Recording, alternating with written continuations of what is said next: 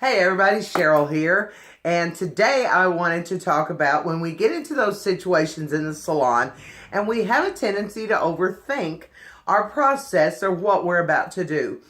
A lot of times we get a new client in the chair and we've had a wonderful consultation. We can see her hair, we see what's going on with it, and we know where she wants to go. But then we end up sometimes overthinking what we're going to do, and sometimes we do a whole lot more work than is necessary, and we don't even realize it a lot of the times until later in the day, or we get home at night and we're like, I could have, or I should have, or I shouldn't have, whatever the scenario is. And so then we think, gosh, I just cost myself a ton of money using a lot of extra products or a lot of extra time. And so that's what I wanted to share with you guys. And I want to start doing those randomly as I come across those, either in the salon or when I'm out in the field educating, and share with you guys. And I'm going to always upload them to YouTube, and they're going to be titled Situational Jam Sessions. So that's what I wanted to do, is I wanted to have a small jam session about my scenario on Saturday. Now, my client's name, she's a brand new client to me. Her name is Holly. Holly has given me complete permission to show the photos because her particular photos, unlike most that I take, do show frontal views of her. And this is Holly. Now, this is where you're going to find out, which you probably already knew if you had any idea about ring lights. But when I do my videos, I use a ring light once to glare off my tablet. So I'm going to focus in here, and I want you guys to look really at Holly. I'm turning the tablet as if her head's going to turn 3D. You can see that she has some dark regrowth. She has a lot of warmth going on in her ends, a few lighter pieces within. And Holly has a beautiful skin tone. And the picture that Holly showed me of what she desired was a much lighter, much cooler blonde with a lot of movement running through it. Now, let me also add this dynamic into it. Holly has a mound of hair that is naturally curly. And for the most part, she doesn't utilize her natural curls. I hope maybe that's one thing I can encourage her to do one day, but one step at a time. So while I'm thinking about what am I going to do, this, instantly our thoughts go to ding, ding, ding, ding, ding, ding, ding, ding, ding, ding, ding. And it's kind of sometimes like being a coach on a ball field. We don't have lots of time to sit there and completely analyze. We've got a time frame to work in. She's got time frames. And so I wanted to really just stop, slow down, and think about this, because I knew that this could be a little bit simpler than what my brain was making it at that exact moment. So what I did was I had Holly engage in conversation with someone else in the room, and I said, just give me a couple minutes to think. So while I'm sitting there thinking, I'm thinking, she wants a lot of much lighter blonde. I wouldn't call it platinum, but it wasn't far from that. And she wanted to see some dimension and a little bit of a shadow base going on up there. So now I had all this hair to contend with. She wanted it much lighter. There was a lot of residual warmth left in that hair.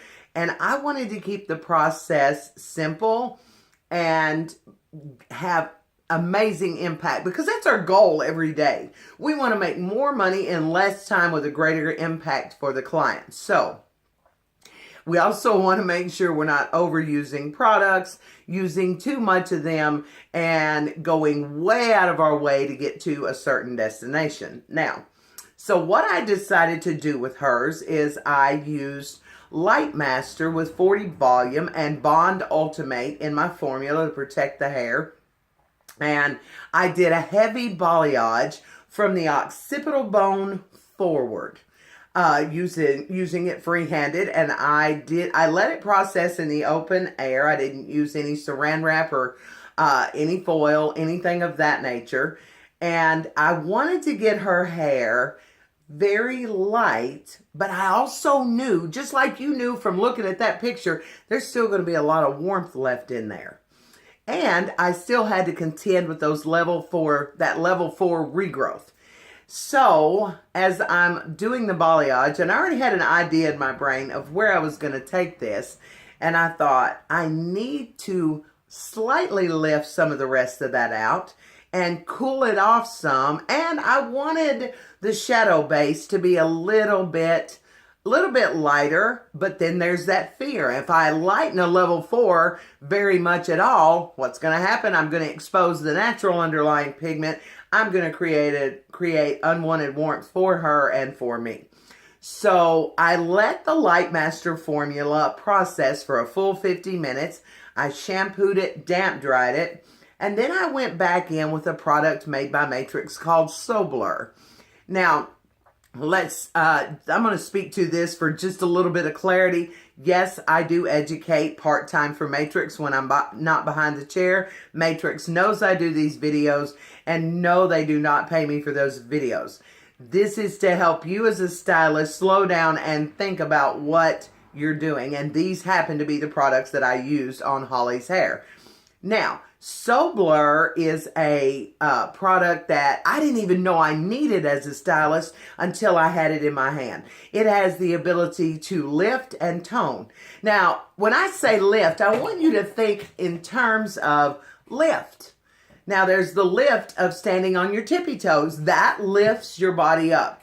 And then there's the lift of jumping up on a table, which I'm not able to do. I didn't need to jump up on a table to create. I didn't need that kind of lift. I just needed a little bit, and I needed a shift in the tone, which is exactly what Blur has the capacity to do. Blur comes in 4 formulas. It can lift a half to a level. It can be applied to previously lightened hair, and it can also be applied to virgin hair.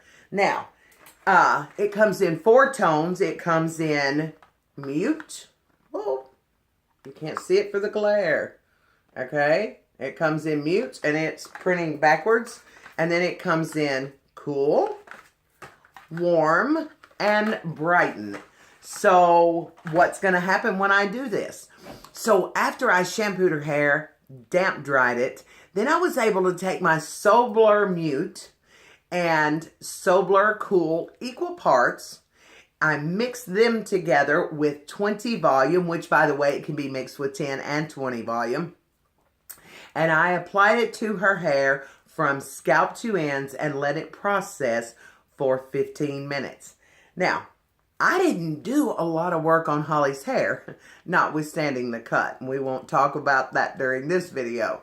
But I want you to see the results that I was able to achieve, come on, with Holly's hair with just those 2 steps. Now, hey, wait, that works better. Look at the dimension. Look at the cool I got in Holly's hair.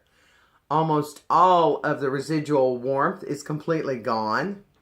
Now, that is what we want to do behind the chair. We want to make them look fabulous with minimum product on our part. Time, it takes whatever time it takes. I'm not going to tell you to minimize your time. But certainly if you're using the right products, if you have not overthought it, then there's a good chance that you will minimize your time.